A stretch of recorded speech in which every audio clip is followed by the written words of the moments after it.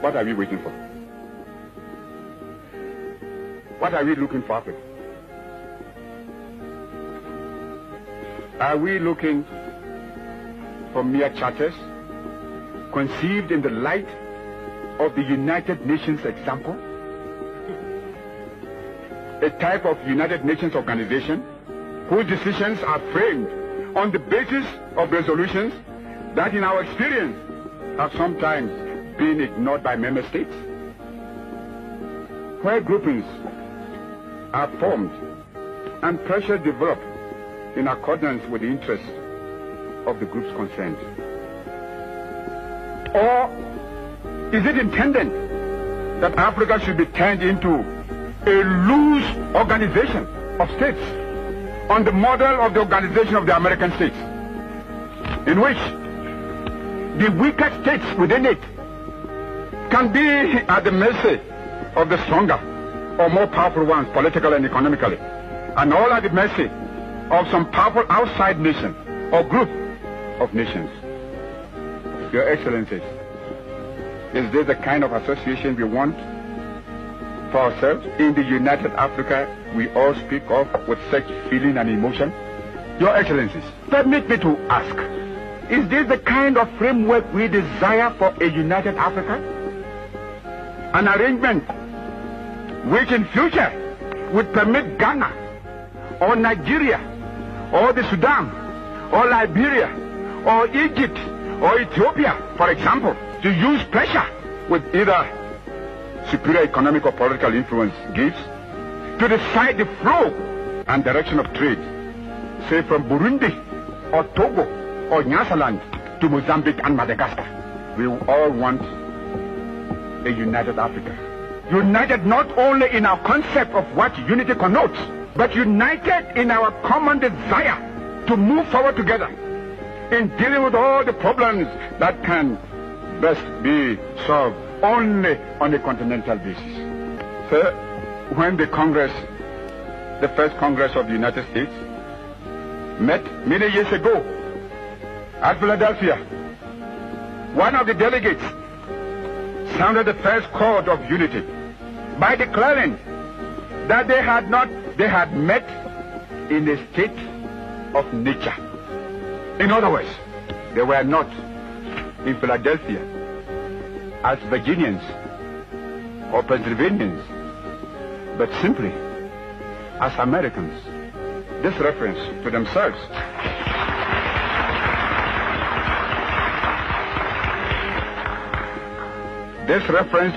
as Americans was in those days a new and strange experience. But may I dare to assert, equally on this occasion, Your Excellencies, that we meet here today not as Ghanaians, Guineans, Egyptians, Algerians, Moroccans, Malians, Liberians, Congolese, or Nigerians, but as Africans.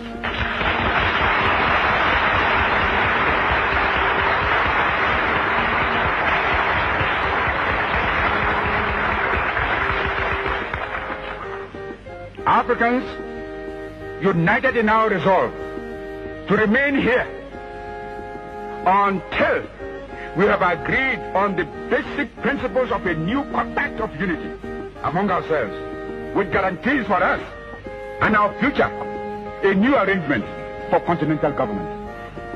If we succeed in establishing a new set of principles as the basis of a new charter or statute for the establishment of a continental unit of Africa and the creation of social and political progress for our people, then, in my view, this conference should mark the end of our various groupings and regional blocs.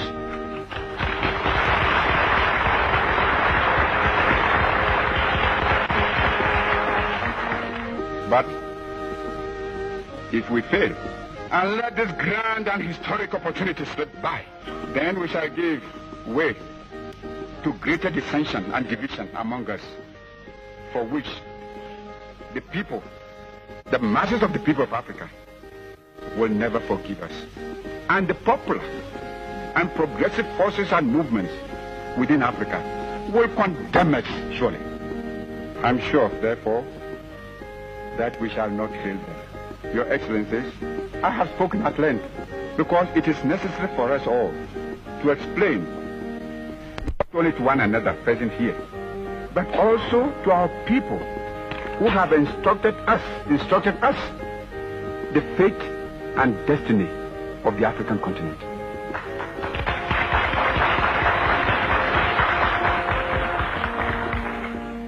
We must therefore not leave this place until we have set up an effective machinery for achieving African unity.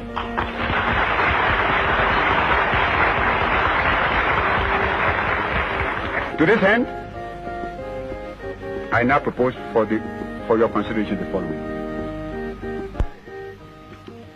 As a step, Your Excellencies, a declaration of principles uniting and binding us together, and to which we must all faithfully and loyally adhere, and laying the foundation of unity should be set down.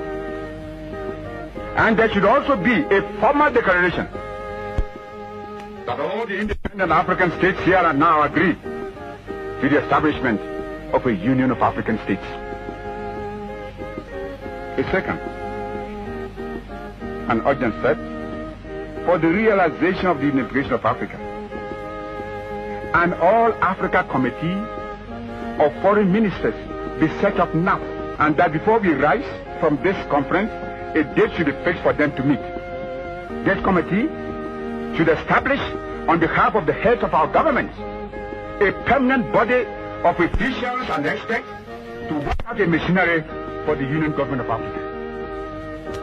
This body of officials and experts should be made up of one or two of the best brains from each of the independent African states.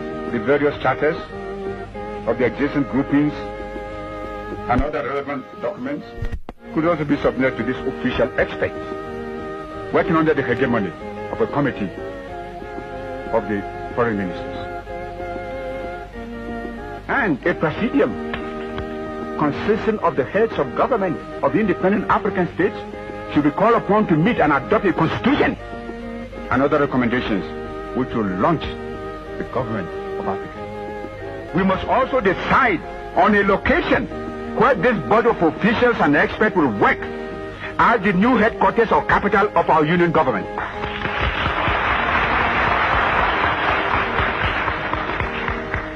Some central place in Africa might be the fairest suggestion.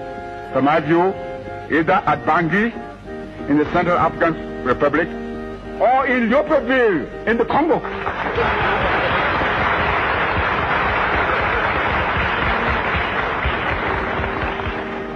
All the officials that will go there, and we shall support their work. My colleagues may have other proposals. The Committee of Foreign Ministers, officials and experts should be empowered, because we have no time, to establish, 1, a commission to frame a constitution for the Union Government of African States. 2, a commission to work out a continent-wide plan for a united or common economic and industrial program for Africa. This plan should include, for setting up a common market for Africa, an African currency, African monetary zone, an African central bank, a continental communication system. 3rd, a commission to draw up details for common foreign policy and diplomacy. A commission to produce plans for a common system of defense. A commission to make proposals for a common African citizenship. These commissions will report to the Committee of Foreign Ministers, who should in turn submit within 6 months of the conference their recommendation to the Presidium. The Presidium meeting in conference at the Union headquarters, whether it's at Bangui or Libreville, will consider and approve the recommendations of the Committee of Foreign Ministers in order to provide funds immediately for the Committee of the permanent officials and experts of the headquarters of the Union.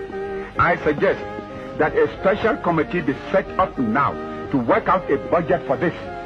Your Excellencies, with these steps, I submit, we shall be irrevocably committed to the road which will bring us to a union government of Africa.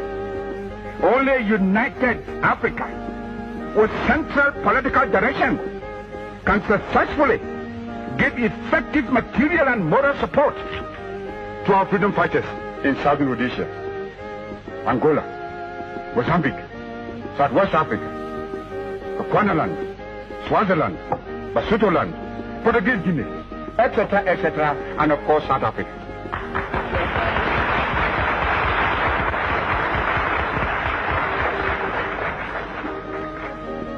All Africa must be liberated now.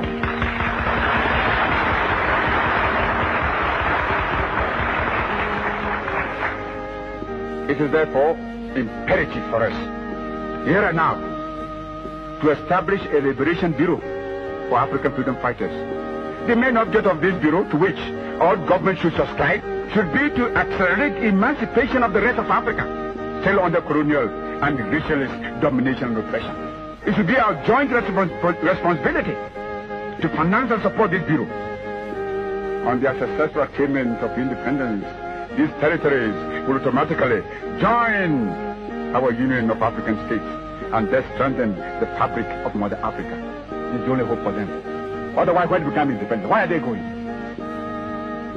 We shall live here, having laid the foundation of our unity. Your Excellencies, nothing could be more fitting than that the unification of Africa should be born on the soil of a state which stood for centuries as a symbol of African independence.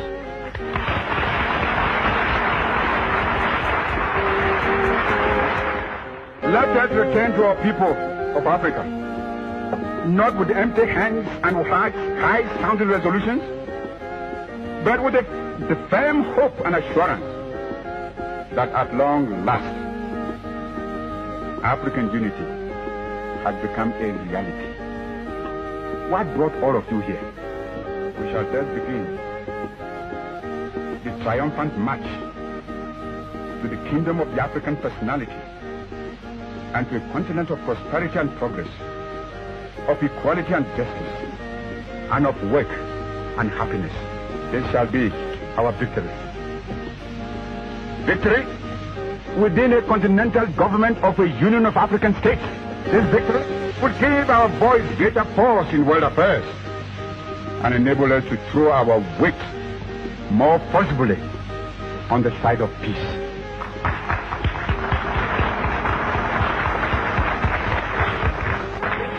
The world needs peace in which the greatest advantage can be taken to the benefits of science and technology. Many of the world's present ills are to be found in the insecurity and fear engendered by the threat of nuclear war.